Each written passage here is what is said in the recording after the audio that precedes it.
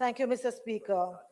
I rise to add my few words on the report of the Joint Select Committee to the Houses of Parliament on the Cybercrime Act.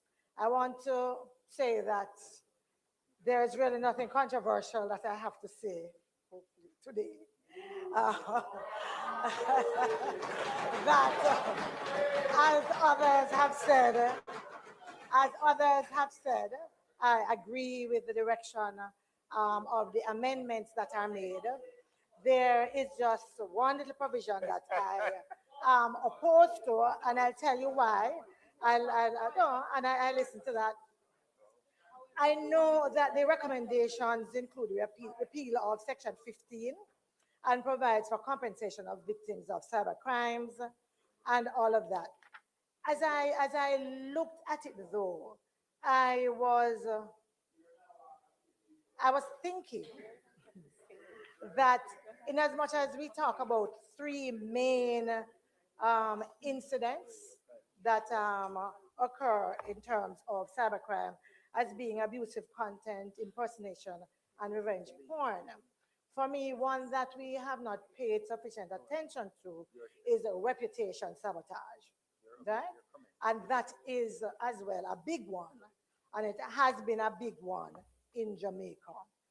We look and note that in the first 6 months of 2025, we saw 34 million cybercrime, cyber attack attempts. Huge. Yeah? And so all of the various categories, I think, are important for us to look at. And I did note enough attention being paid to that. I raise that, Mr. Speaker, because I'm sure you would not be surprised to hear that there are members here and many Jamaicans who every day will come and laud, big up their social media um, individuals. And when you go and check, you will actually see that some of those same persons are and this is not the first time I'm saying it in the house. Yeah? And I do say it because I have been the subject of it. So for me, it is personal and it is offensive that there are individuals associated with colleagues who could be spreading information that they should know is false and that is really meant to cause reputational sabotage and damage. And so for me, that is a big one that I think we need to look at. And I feel very strongly about that. In terms of the one issue that I am concerned about to you, Mr. Speaker, is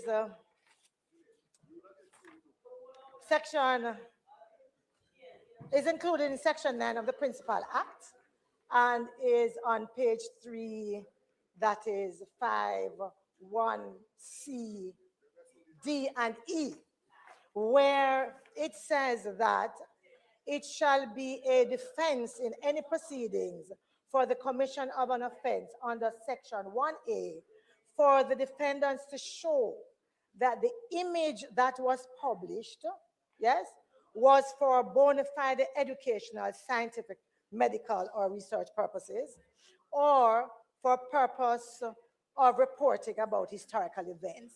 And the only question that I'm asking is, if it is something that is offensive to me, is this saying that these are good grounds for it to be republished or reshared under those circumstances?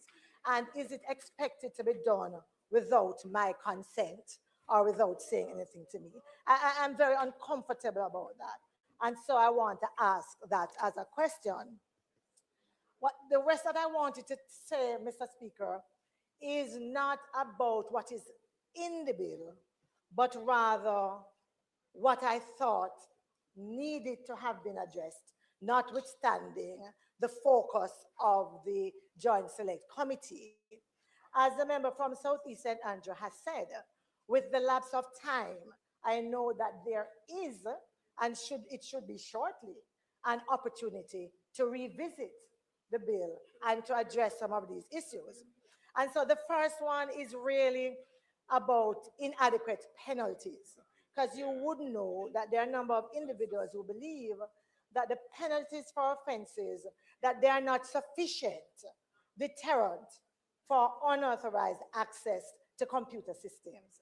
Currently, it's what, $2 million and up to 2 years, when we have similar jurisdictions to ours that have 5 to 10 years. And so I think that that is something for similar offenses that we should be looking at. And then is the limited scope, yes, of the bill, because it does not fully address, and I think the member mentioned that as well, emerging trends and technologies, yeah, and in particular the issue of spam.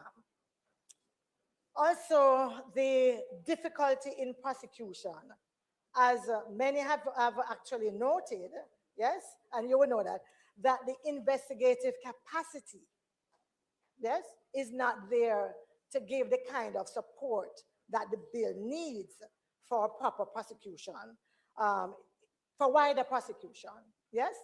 And so I believe we also need to look at the investigative capacity of law enforcement agencies for that.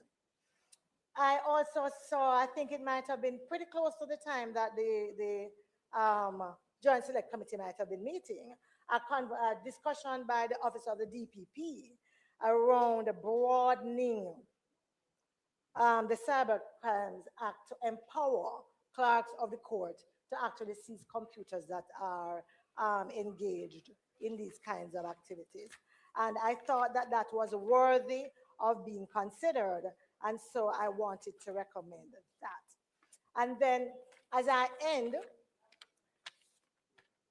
Mr. Speaker, through you to the Minister, I believe that any revisit of the bill should really ensure that it focuses broadly on protecting human rights, and that it doesn't have a narrow focus on the misuse of computer networks and dissemination of objectionable information. I think that where we are in the world and what's happening in cybercrime, it needs to be more broadly focused. And then finally, I want to add my own words to the member from St. Mary who spoke about accession to the Budapest Convention. The truth is that Jamaica as a jurisdiction, we have partnered with the Budapest Convention, with Pegasus and a number of other initiatives, but yet we have refused to accede to the bill. The truth is, and sometimes to the convention, the Budapest Convention. The truth is that often I hear our leaders saying that this is a convention that is more in tune and meant for bigger countries, more developed countries, and for Europe, etc. The truth, though, is that there are other Commonwealth countries that have acceded to the convention, yes? Even right here in the Caribbean. And as I said earlier, Jamaica has partnered with the Budapest Convention on projects like Pegasus and all of that. And they have noted immense benefit, yes, from the international collaboration and from the technical support that we have received under the Budapest Convention. So I want to place those on record, Mr. Speaker, as in terms of my opinion and my hope in terms of what I'd like to see in the future around a cyber crimes bill.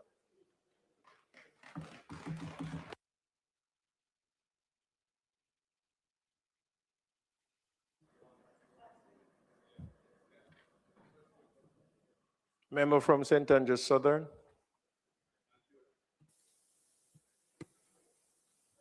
Thank you, Mr.